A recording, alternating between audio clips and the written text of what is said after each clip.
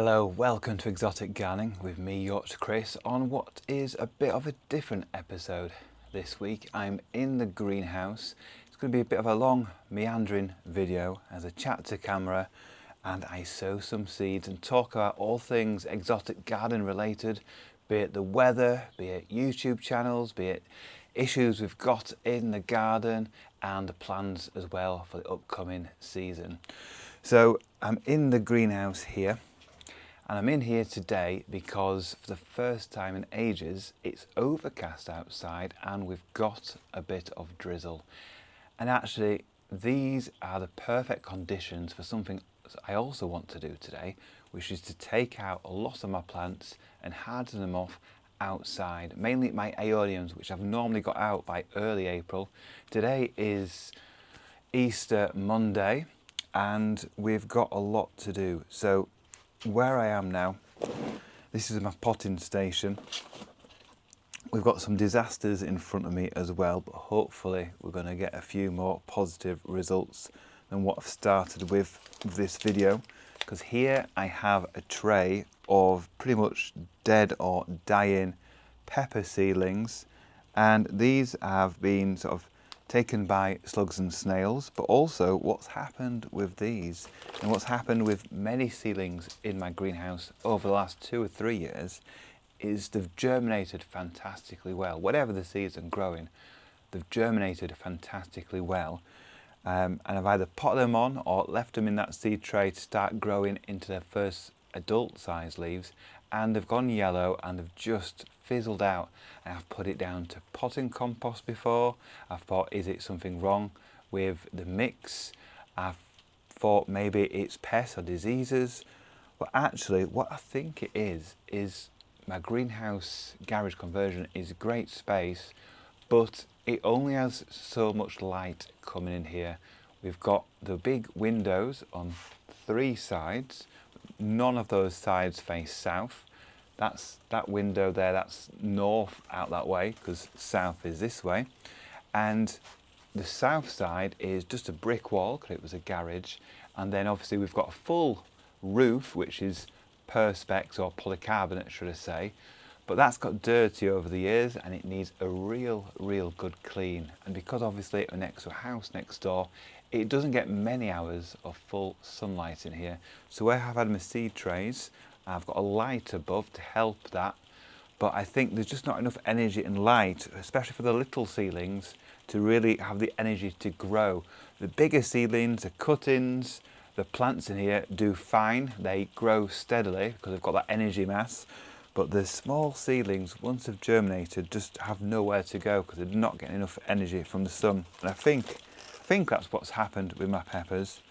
So I've brought them onto this side, give them a water, give them a little feed potentially, although they should be fine in these trays, and see if we can come and get some life out of these.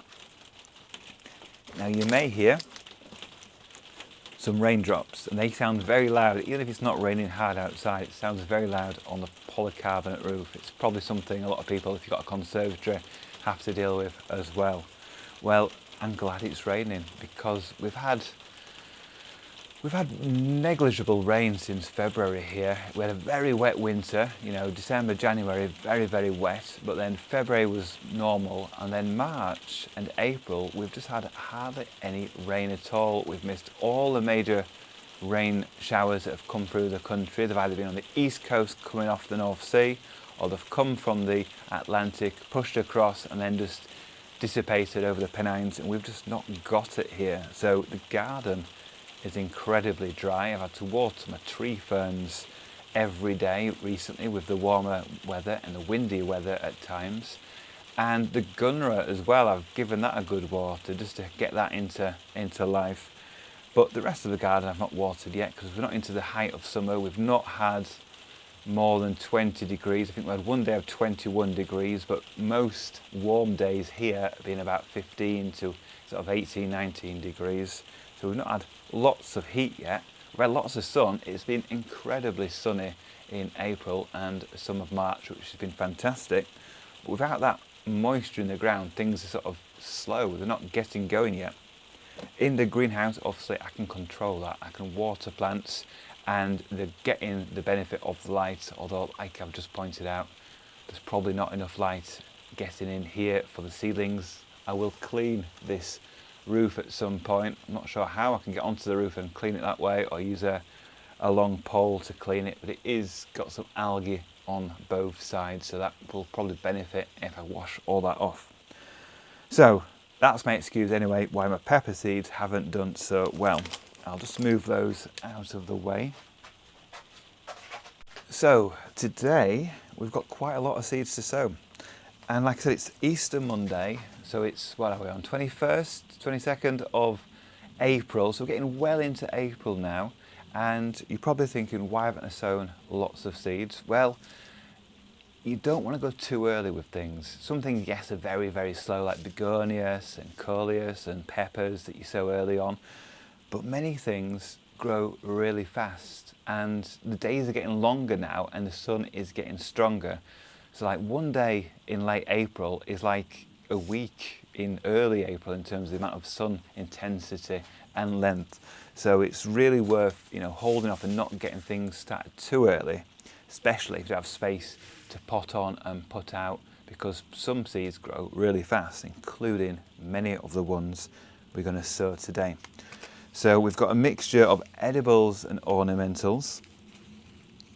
I've got squash, I've got Marina de Chogia, which will grow very fast. Got a courgette shooting star, courgette squash balls.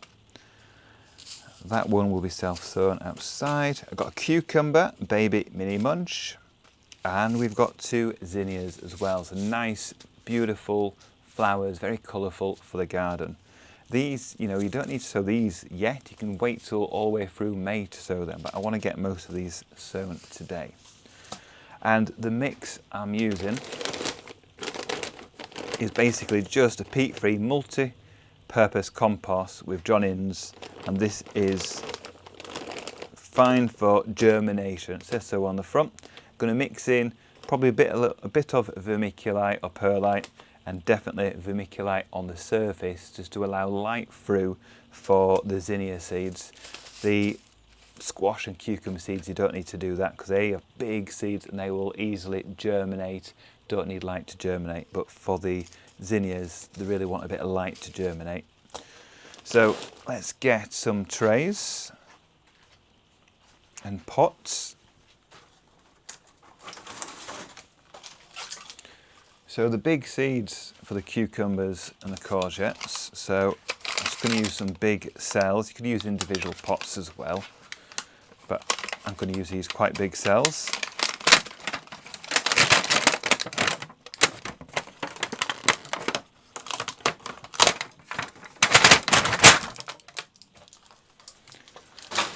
Which is rather loud, and I'm just going to fill this tray with the compost.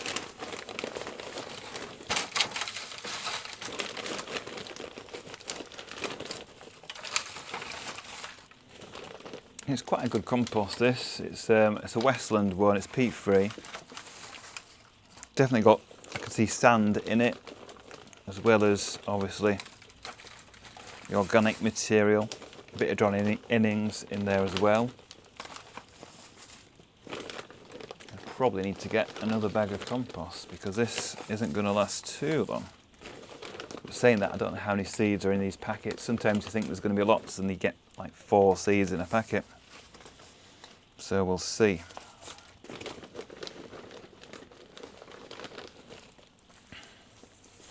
And the rain outside, although it might sound loud on camera, we'll find out in the editing, but it's just drizzle. It's not doing much at all at the moment. Hopefully it will rain properly today, because like I said, it is dry out there.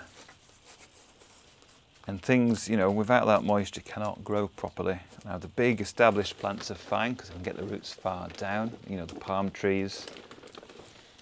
But the bamboos, for instance, they're fine, but they can't really take up much moisture because most of the growth and the roots is quite shallow, really.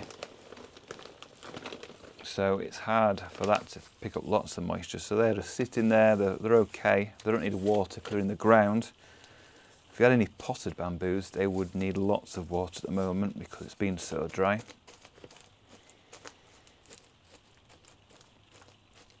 So there's the seed tray. Pretty much flattened off there, just using my hands. And let's open the cucumber seed packet. So this is Mini Munch, so this is a hardier cucumber. I mean, it's not hardy, but it'll grow outside to get cucumbers.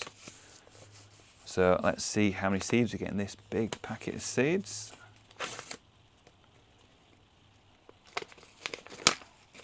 And the answer is...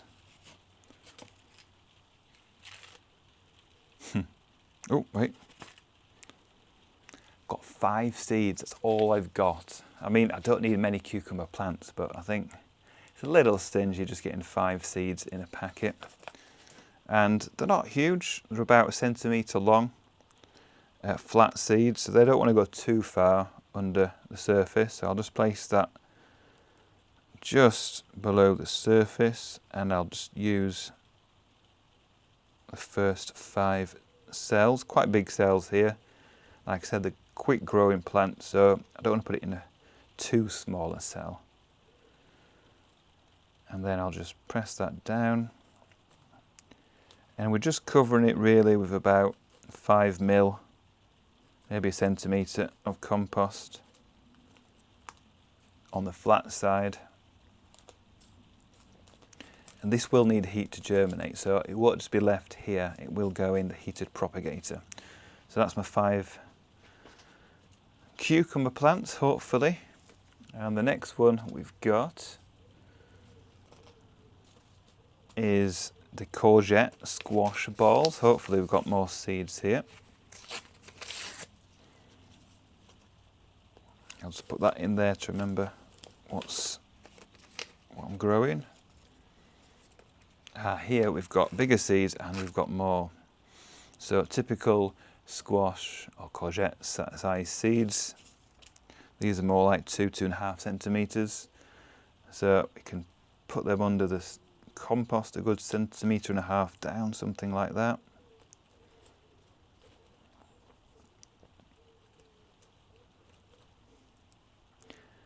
And I'll just fill this tray.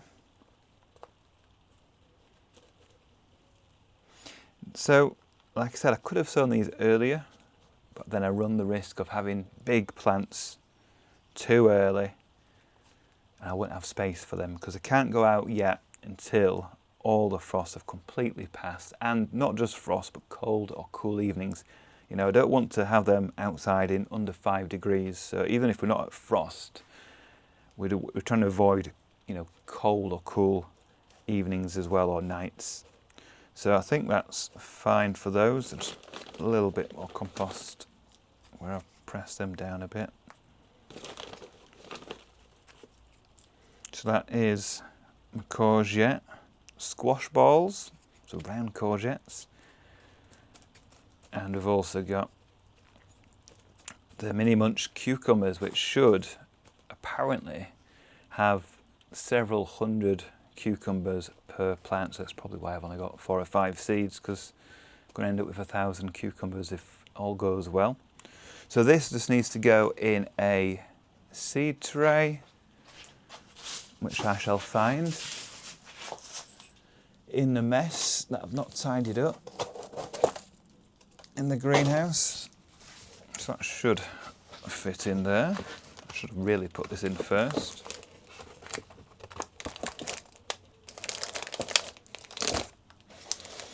There we go.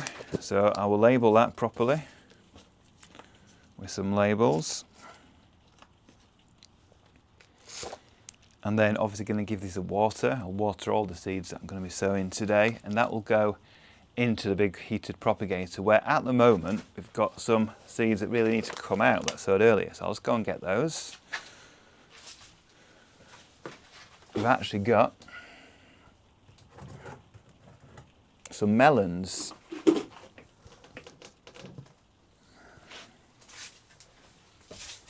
So got melons here, they're nice healthy plants. Got only 4, and you can see they've got their adult sized leaves coming out already. So these will need potting up soon, not quite yet, can't see roots coming out at the base. But they've been in that warm propagator now for a good, what, 4 or 5 weeks I think.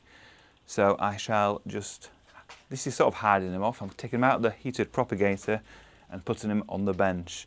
But I haven't got much space here, because that's another job I want to do today, is take out a lot of my aeoniums. So behind me, I've got all aeoniums and some other arids down there, and they can all go outside now. And like I said, because the weather's sort of, it's overcast today, then they won't get sun scorch because it's not sunny. So they can go somewhere sheltered behind the garage down where the trampoline was. If I put them down there, then it's out of the wind as well. Not that it's windy today, and I can keep them out there, and they don't mind cooler temperatures on an evening, so it can go down to near freezing, even a touch of frost, and they'll be fine. Whereas a lot of the more leafy plants, like if I put these melons outside at the same time today, these would just wilt on a cool or cold evening and wouldn't be very happy at all and may not survive. So these will stay in here where the aeoniums are currently. I'll just squish them here for now.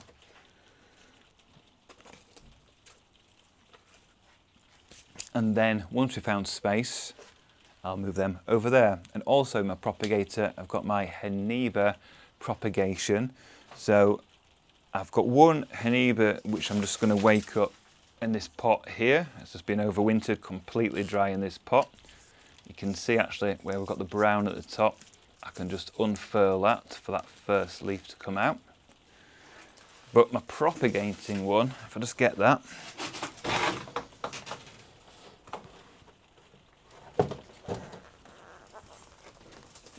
this here is covered in greenfly, but this is my Henibas that I've propagated. Yeah, they're really covered in greenfly, very sticky sap on there. I'll give them a spray of some organic spray, wipe off the greenfly, because it's really not helping at all having all those greenfly on. Might give it a shower as well. But we've got loads of little plants here, and they'll stay in here for many months actually, until they've got their own roots, because at the moment they're all just feeding off the old roots. But that can probably come out now from the propagator again to where the aeoniums are. That will leave space in the propagator for all these seed trays. So the raincoat's on because it's continuing to drizzle outside, and I want to get a load of these aeoniums and other plants outside, get a bit of refreshing water on them, get a bit of fresh air, and start the hardening off process. And before we actually take out some of these plants, I just want to show you something, oh, if I can get it, that's quite interesting. If I can carefully get it, because it's tangled around. This is an aeonium that's actually flowering. This is one of the very close knitted aeoniums, very flat aeoniums, aeonium tabuliform, and it's actually got an offset, which is unusual, so I'll be able to keep that going. But this main rosette, which is about to flower, that will seed, and this main rosette will die off. It's a very short-lived aeonium, only sort of 2 or 3 years before it flowers and dies. You can see how it's rooted into the sandbox behind as well. But because I've got this offset, which I think is a bit unusual for this one, I'll be able to keep this plant going as a plant, and if we collect the seed, we should have some seeds as well. So I don't think I will take that one outside actually. I'll leave that in the greenhouse because we'll be able to keep the seeds easier that way. I'll just put that down for now. But a load of these plants we can take out, and aeoniums can look pretty dodgy after winter. The rosettes can sort of die back quite a lot because you've kept off the watering, the light levels have not been there. You can see here we've got one decent rosette and lots of little rosettes. So it looks bad now. I'm going to shake off all these old leaves when I get outside, and this will plump up with some watering, with some fresh air, and more importantly, with some decent sunlight. When it comes sunny again, this will grow away really, really well, and same with the rest of the aeoniums. So this is the worst of luck all year, was when at the end of the season, when you've not got them out of the greenhouse yet, they look pretty shabby, but they plump up and do really well as soon as they get out. So it's time to move this one and all the others outside.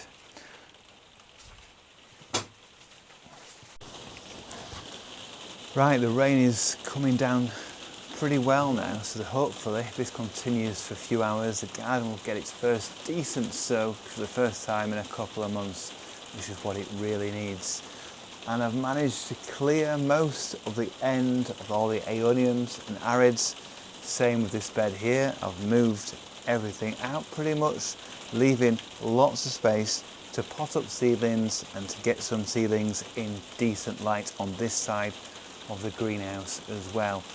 And there's quite a few things I want to show you. As I've been moving things about, I've discovered a few things, some pests and also some interesting plants that are growing in unusual ways. So I want to show you those before we actually move on to sowing some more seedlings. So I think what I'll do is I'll grab the camera and we'll have a close-up at some of the interesting things I've found on the bench. So the first unusual little oddity that I've found is this. Look at this succulent with these bulbous storage organs keeping all that water. And then we've got some unusual leaves coming off it as well. So that's a very unusual plant. I've had it a few years just in this tiny pot. It's probably wants potting on something bigger. Often think I'm going to lose it when it sort of loses some leaves and goes back to that, but it's grown over winter several of these nodules, so it's obviously happy. So that's one plant that I've found. Here we've got a recovering puya, with South American plant actually spear pulled, or the rosette pulled out last spring, and it's grown back strongly over last summer and this winter, so that's good to see. And over here, this is a fuchsia that's actually starting to flower. This is a fuchsia grown from seed, not by me, but it was grown from seed. Let's have a look if we can focus on that. There we go. So that was the 16th of October, and this is fuchsia arborescens, so that's a couple of years old, and it's actually starting to flower. That's nice to see. It's a tender fuchsia but with very unusual flowers. And down here, this is a tray of aeonium seedlings that I took lots out of here. This was full of seeds, full of little plants. Took out most of the plants, potted them up last year, and that's what's actually now outside over there, you can see. But I left a few in here and they've grown up as well. There's been no nutrients at all in here. It's very sandy bit of potting mix in here. So I can actually divide these, and I've got another, 30 plants in this small little tray. That's good to see over there. Over here we've got millions of seedlings of tobacco plants that I need to just prick out and get the best ones. Here we've got some tomato seedlings not looking good. Like I said, I think this combination of the light, but in this case it's a green fly. The green fly has attacked absolutely everything in the greenhouse. So that's covered in green flies. I'll try to wash them off. Here we have a tray of the Mexican sunflowers and the regular sunflowers. And we've also got a manihot cutting at the back there that I just accidentally snapped off. And I've just put it in there, and it's been there a week now and it's not died off, so hopefully that might actually root. So this was in the heated propagator until 2 minutes ago, and I'll just put it in this sandbox. So this sandbox is heated to a minimum of 10 degrees. It's not particularly warm, but it's warmer than, you know, cool nights, so it's kept things going through winter. We've got some begonias over there as well. Here we've got the overwintering cuttings of the Irisine and Plectranthus, looking pretty sorry for themselves. Again, absolutely covered in green fly, so I need to give them a good spray. They're it's really bad actually. So I'll try to control that a bit because it's pretty bad on those. But believe it or not, these will sort of be cuttings later on. I'll take cuttings of these and we'll have lots of nice colourful foliage plants for the summer. Here we've got the potting bench where I'm going to be sowing more seeds, and here we've got lots of seedlings of the Scheffleras, all different species and types here. So we'll be seeing how they progress this year. Now here, looks like we've got some dead things, but they're not dead. We've got this manihop, which I accidentally snapped the top off, and you've just seen the cutting of that. But this is alive, it's green under there, so hopefully that will spring into life soon. Here we've got a pot that's been dry since September, October last year, and this is a Remonstratia pumila, and this will come back into life. Now it's warming up, I'll give this a water and we'll get beautiful aroid leaves, so heart-shaped leaves, like a colocasia, but a little bit more tropical looking even still than the typical colocasia, and that won't take long to burst back into life, even though it looks like a dead pot. These will die off, but got millions of bulbils in there that will just sprout into life. Here we've got a really nice begonia torsa springing into life there, so that will get a water now. We've got another begonia over there springing into life. Here we've got a bird of paradise, and this is one grown from seed several years ago. You may remember I did a video about how to grow them from seed. This is from another batch of seeds that I did, and so this is about, what, 5-6 years old now. It's not flowered at all yet. It's been very slow growing because I've not possed it up very well, but now it's in a decent sized pot since last year. Hopefully it should put out some bigger leaves like it's starting to do here, and we should get some good growth on that. And we've got a beautiful flower of the mother of millions plant there. We've got lots of other things doing okay, but the green fly have been attacking them. We've got the begonia luxurians that have been overwintered, that's coming back well. The brugmansias are bursting back into life, so these have just been in pots, not watered over winter, but now over the last couple of weeks I have watered it and we get new life, like got this beautiful shoot here. So that's coming back. Got some hedychium ginger under there, and we've also got fuchsia bolivianus flowering, again covered in millions of green fly, so it's struggling there. That plant will be taken out very shortly, get a bit of rain on it, hopefully wash off some of that green fly, and the birds will be able to have a feast on all those aphids on there. So that's that corner of the greenhouse. Earlier I talked about a propagator. Well, I've emptied it now, apart from the seedlings of the cucumbers that I've just sown. So we've got plenty of space to sow more seeds, and that is what we'll do now.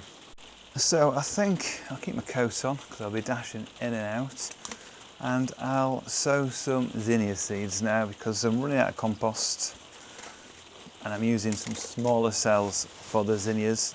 Now zinnias, you don't really want to grow in a seed tray because they really don't like pricking out, so you want to grow them in plugs or direct sow them in the ground, and they will grow quickly, so it won't be long that once they've got the first set of adult leaves, second set of adult leaves, they'll be moving out of this seed tray into bigger individual pots and then going out in the garden. So like I said, it's third week of April now. I expect these to germinate definitely within a week, more like 3 or 4 days. So by the end of April, we'll have some nice seedlings. and then by the end of May, probably sooner, we'll have plants that we can plant out in the garden. There's no rush with these because, you know, they will start flowering sort of end of June into July, and then they'll continue flowering all summer into autumn.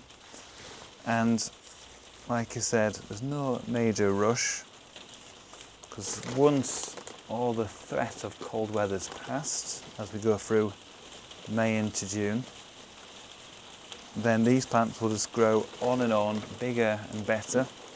Same with all the tender plants, because these are tender daisies effectively. So I'll just fill the tray here. And what have we got? 1, 2, 3, 4, 5, 6, 7, 8 by 5. So we've got 40 cells here. Not pressing these down too much. And we'll see how many seeds we get. So the first one we're doing is Zinnia Elegant Purple Prince. So wonderful purple flowers on this one. I'll just put that in there just to remind me. And let's see how many seeds we get. There should be flat seeds, and we've got plenty in here. So this will be more than enough to fill this seed tray. And these want to be surface sown, and I'll just put a covering of vermiculite over these. So I'll try to just put one in each one. I'll just press it down a little bit, and then we'll cover it with vermiculite in a minute's time once I've got through and sown all these. Now, as I do this, I'll just talk about some of the things I'm doing outside, or hoping to do outside. So we've got my project near the back of the garden where I'm creating some paths going round near where the tree ferns are. And before that, we've got lots of Trachycarpus palms and some bamboos. And one of the bamboos I'm actually going to dig up because it's getting too big for the area that it's in. I want to open it up and make it a bit more arid feeling, even though it's got the Trachycarpus, which aren't arid plants at all, but it's very dry bed at the end, and that bamboo takes up a lot of moisture, and it does screen off a lot of the plants behind. So the large Phylostachys parvifolia I will be digging up, which is a very difficult task because it's big, it's established, it's been in there about 10 years now, so it's going to be difficult to dig up, but I'll give it a go, and that should really open up that part of the garden. So I mean, I've not managed to do much recent in the garden other than start the paths at the bottom because, well, I've been doing other things. I've been doing some DIY in the house, laying some laminate floor in a bedroom, and I've been kept busy with all sorts of other things as well. Now these seeds here, they come in like little seed cases, and you sow the whole thing. It's like a dry, papery seed. I'm trying to just get one in each cell. If I get two, it doesn't matter, I can just prick one out. If they both germinate, if only one germinates, then well, I've got that as a backup. So these are basically laid on end, and I've actually got plenty of seeds left over here, which is great. So I will just, what shall I do with them? Put them in this little pot. So these will just get sprinkled about the garden, and we'll see if they germinate. So that's my seed tray. Need to get the vermiculite, which should be down here. And all I'll do with this is get a handful and just lightly cover the surface. This will allow the light through. It also holds the moisture in as well. And I'll do the same with the other zinnias in a second.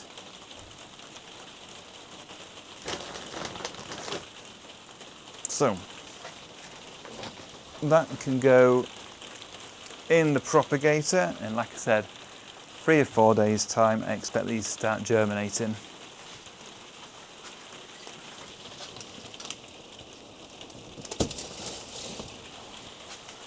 Sounds like the rain's coming down a bit heavier, but it is a bit misleading here because it always sounds pretty loud when it's raining. Now we are running out of compost, so I think before we do zinnias again, I've still got some courgettes to sow and a squash, and then I think that's all my seedlings for this year. So the squash, which like I said is Marina Disciogia, Italian one. Let's see how many seeds. Yeah, they're big seeds. Hopefully you can see that. That's a good 2.5 centimetres by about 1.5 centimetre seed. Big chunky white seeds, there's about 12 or so in there. And the courgette shooting star. Let's see how many seeds. Now in there's about 8 seeds, a bit smaller, very similar form. So I think we'll go for this size of seed tray again. We'll probably end up running out of compost. So let's just see how much we've got left. Yeah, there's not much in there, is there? So we're not going to get much done. I've just noticed here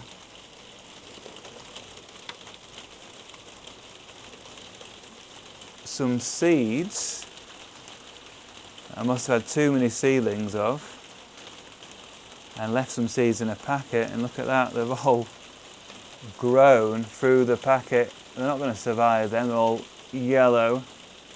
And I think, oh yeah, look in there, it's like cress. Loads of seedlings in here, just shows you. These, I think, were Californian poppy seedlings, so I've sown plenty of them. So these have tried to grow themselves in there. I'll have to get rid of them. Don't think there's any other seedlings in here, nope. So we're not going to get many now in here. Got what, 3 or 4 cells worth.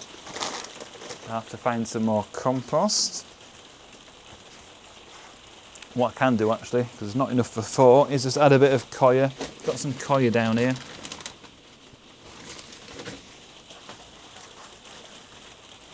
If I just mix a bit of coir in. It's not ideal this, is it? But there we got 4 cells. Just for the purpose of getting a couple going, let's do 2 of each. So we'll start with the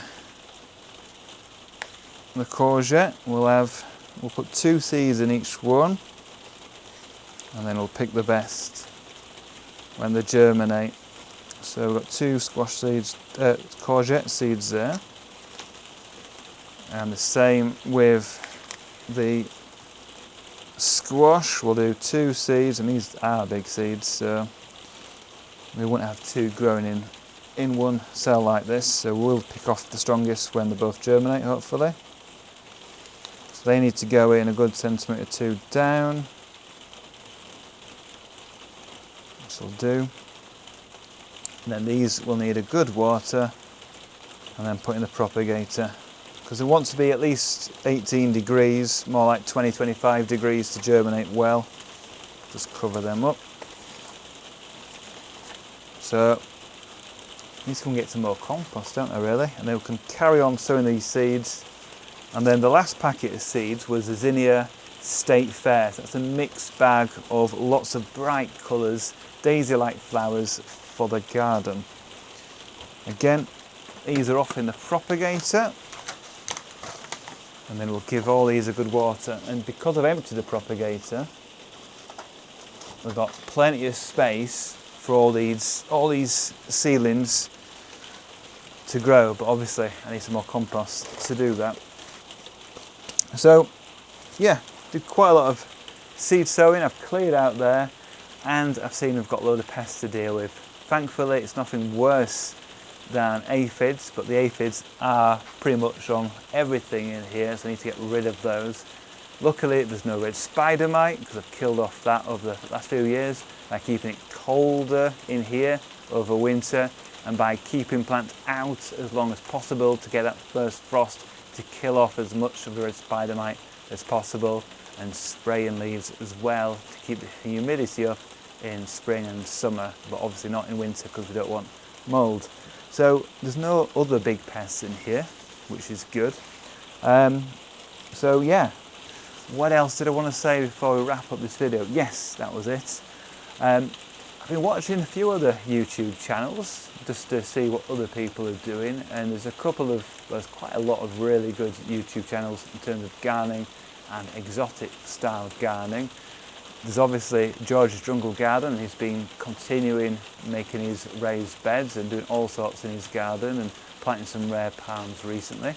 But a channel that I think's been really interesting this year, it's well worth checking out, is the Tiki Tropicals page. He's been redesigning his lawn area and quite a lot of his garden, so he's actually completely changed the flow going through the garden, doing lots of new planting, getting a big water feature going through there, and he's been doing a very regular update of his garden progress. So it's definitely well worth checking out Tiki Tropicals and watching that. I've been really enjoying the series and the thought process behind where he chooses to plant plants and what plants he chooses to put in the garden. So it's well worth checking out, and there's loads of other really good channels out there, and I'll probably do a video of my favourite YouTube gardening channels soon as well. So as the rain's coming down pretty heavy now, I think I'll go out, buy some more compost, finish off doing this, tidying up, and then I'll edit this video and you'll have something to watch later on. So thank you for watching this edition of Exotic Gardening UK. Join me next week where we'll be doing more in the garden.